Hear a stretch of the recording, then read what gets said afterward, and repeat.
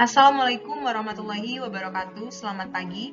Kami dari kelompok 3 akan mempresentasikan hasil presentasi kami tentang tipoid yang akan dibacakan oleh Salsabila Agung Azhara dengan NIM 2001061155, Safia Rizky Handayani dengan NIM 2001061154, dan Sinan Sarigulo dengan NIM 2001061163.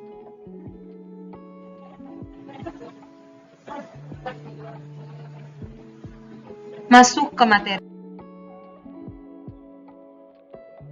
Latar belakang.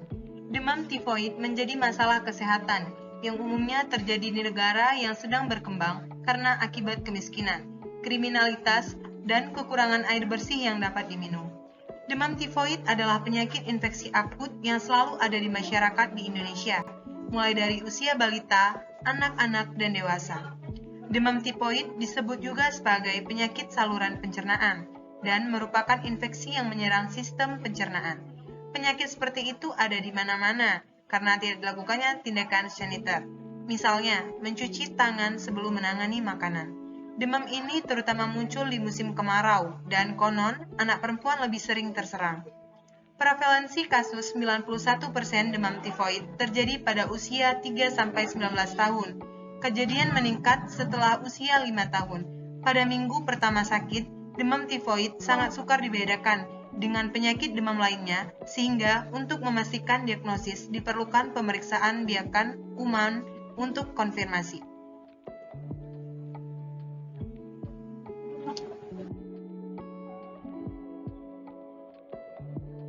Tifoid adalah penyakit infeksi sistemik akut yang disebabkan infeksi Salmonella typhi.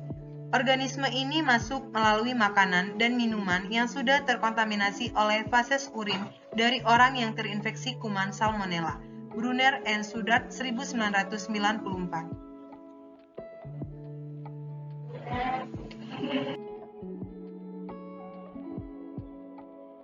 Etiologi.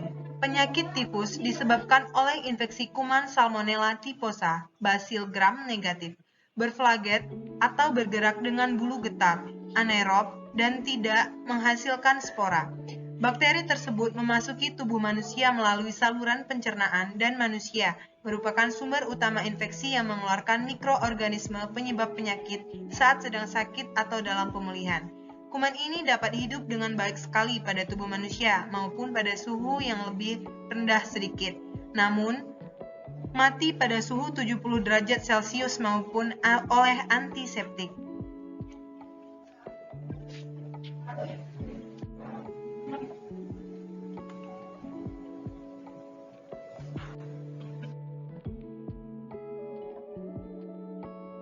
Tanda dan gejala. Gejala klinis penyakit ini ditemukan keluhan dan gejala serupa dengan penyakit infeksi akut pada umumnya, yaitu demam, nyeri kepala, pusing, nyeri otot, anoreksia, mual, muntah, konstipasi atau diare, perasaan tidak enak di perut, batuk, dan epitakis.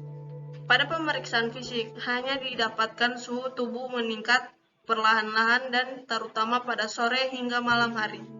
Gejala klinis demam tifoid pada anak-anak biasanya lebih ringan jika dibandingkan dengan penderita orang dewasa.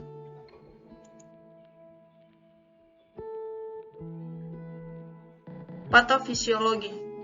Patogenesis demam tifoid merupakan proses yang kompleks yang melalui beberapa tahapan setelah kuman Salmonella typhi tertelan. Kuman tersebut dapat bertahan terhadap asam lambung dan masuk ke dalam tubuh melalui mukosa usus pada ileum terminalis. Bakteri melekat pada mikrofili di usus, kemudian melalui barier usus yang melibatkan mekanisme membran ruffling, actin reagement, dan internalisasi dalam vakuola intraseluler. Kemudian Salmonella typhi menyebar ke sistem limfoid mesenterika dan masuk ke dalam pembuluh darah melalui sistem limfatik. Pemeriksaan penunjang. Pemeriksaan penunjang demam tifoid, perawatan dan pengobatan terhadap penderita penyakit demam tifoid bertujuan untuk menghentikan invasi kuman, memperpendek perjalanan penyakit, mencegah terjadinya komplikasi, serta mencegah agar tak kambuh kembali.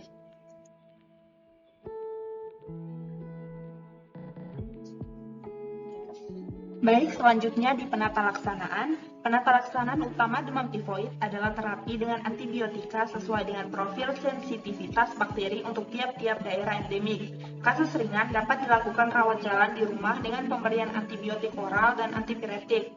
Pasien dengan tanda komplikasi dan gejala klinis signifikan seperti vomitus dengan tanda dehidrasi, diare berat, disentri, dan tanda kegawatan abdomen harus dirawat inap. Baiklah, kesimpulan dari makalah kami adalah tifoid adalah suatu penyakit usus halus yang disebabkan oleh infeksi kuman Salmonella typhosa Bacillus gram negatif, berflagel atau bergerak dengan bulu getar, anaerob dan tidak menghasilkan spora. Bakteri tersebut memasuki tubuh manusia melalui saluran pencernaan dan manusia merupakan sumber utama infeksi yang mengeluarkan mikroorganisme penyebab penyakit saat sedang sakit atau dalam pemulihan. Manifestasi klinis dalam tifoid atau demam enterik tergantung umur, keluhan, dan gejala demam tifoid tidak khas dan bervariasi dari gejala seperti flu ringan sampai tampilan sakit berat dan fatal mengenai banyak sistem organ. Baiklah, demikian presentasi kami pada hari ini. Assalamualaikum warahmatullahi wabarakatuh. Selamat pagi, thank you for watching, bye-bye.